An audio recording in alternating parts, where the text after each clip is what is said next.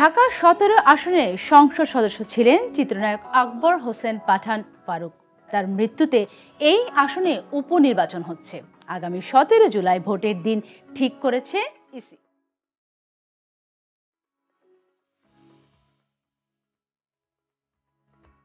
Social মিডিয়ায় content creator hero Alam একাদশ সংসদ নির্বাচনে অংশ নিয়েছিলেন। এরপর গত ফেব্রুয়ারিতে বগুড়া ৪ ও বগুড়া ৬ আসনের উপনির্বাচনে অংশ নিয়ে বেশ ভোট পেয়ে আলোচনায় এসেছিলেন।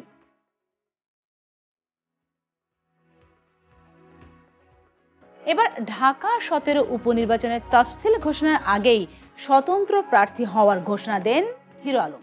তিনি বলেছেন, ফারুক ভাই অনেক উন্নয়ন কাজ অসমাপ্ত রেখে গেছেন, আমি সেই কাজগুলো সমাপ্ত করতে চাই।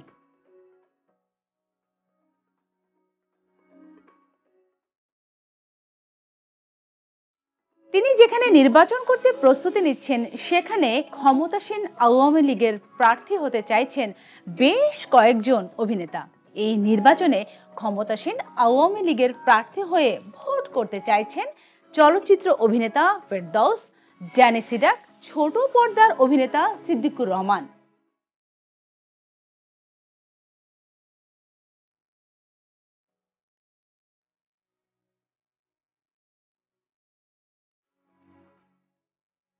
ফেরদৌস বলেছেন, প্রধানমন্ত্রী শেখ হাসিনা যদি আমাকে যোগ্য মনে করেন, আমি নির্বাচনে অংশগ্রহণের জন্য প্রস্তুত।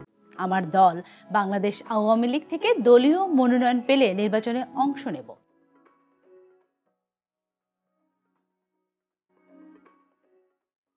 নানা নির্বাচনে আওয়ামী লীগের হয়ে প্রচারে নামা ফেরদৌস বলেন, আগে থেকেই আমি মানুষের জন্য কাজ করছি, সেটি আরো বড় পরিসরে করার জন্যই নির্বাচনে অংশ নিতে চাই।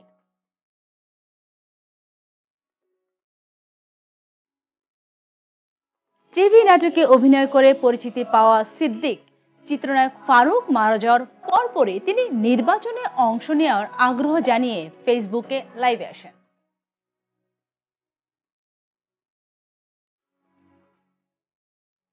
আওয়ামী লীগের মনোনয়ন ফর্ম জমা দিয়ে তিনি বলেন, ঢাকা ১৭ আসনের নির্বাচনের জন্য আমি নিজেকে যোগ্য মনে করি।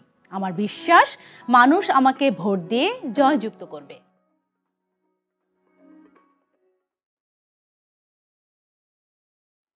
চলচ্চিত্র অভিনেতা ড্যানি সিডাকো আওয়ামী লীগের মনোনয়ন ফর্ম সংগ্রহ করেছেন। প্রয়াত চিত্রনায়ক ফারুকের ছেলে রওশন হোসেন পাঠানও বাবার মতো নৌকার প্রার্থী হতে মনোনয়ন ফর্ম নিয়েছেন।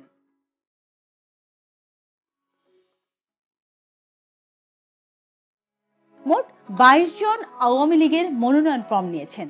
তাদের মধ্য থেকে আগামী ১০ জুন চূড়ান্ত প্রার্থী ঠিক হবে আওয়ামী লীগের সংসদীয় মনোনয়ন বোর্ডের বৈঠকে।